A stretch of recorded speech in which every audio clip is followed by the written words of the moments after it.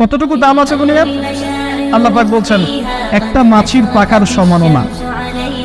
একটা মাছির পাখার কি দাম আছে আপনার কাছে?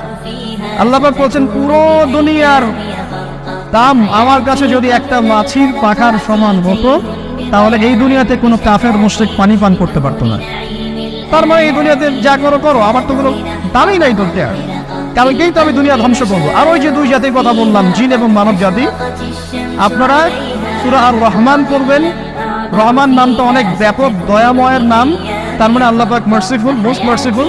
কিন্তু এই সূরা আর রহমানে একটা ভয়ঙ্কর আয়াত আছে, কি সানাফরুগু লাকুম আইয়ুহাস সাকালাত, হে মানুষ এবং জিন, হে মানুষ এবং জিন, শীঘ্রই আমি তোমাদের দুইটা জাতিকে ডিল করার জন্য পারেক হচ্ছি, অপেক্ষা করতে পারি।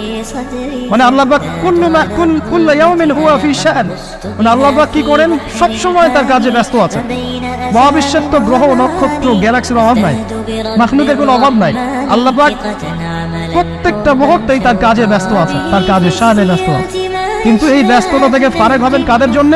মানুষ আর জিনের জন্য। সুবহানাল্লাহ, মানুষ আর জিনের জন্য। আল্লাহ বলছেন সানাফরুগু লাকুম আইয়ুহাস সাকালান, দাঁড়াও, দুনিয়ার মধ্যে এইসব করে বেড়াচ্ছ, তোমাদের দুই জাতির জন্য আমি অচিরে ফারেক হব ইনশাআল্লাহ। ওইটাই হলো কিয়ামতের দিন। যদি ওই দিনটা আমরা মাথায় রেখে চলি, ইনশাআল্লাহ আমরা কেউ বস্তুবাদী হব না ইনশাআল্লাহ।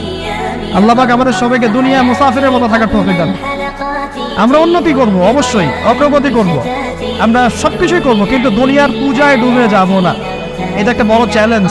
মানে মধ্যমপন্থী থাকতে হবে, না একদম বোলানো মার্কা আর না চরমপন্থী, মাঝামাঝি থাকার চেষ্টা করতে হবে। আল্লাহ তৌফিক দান।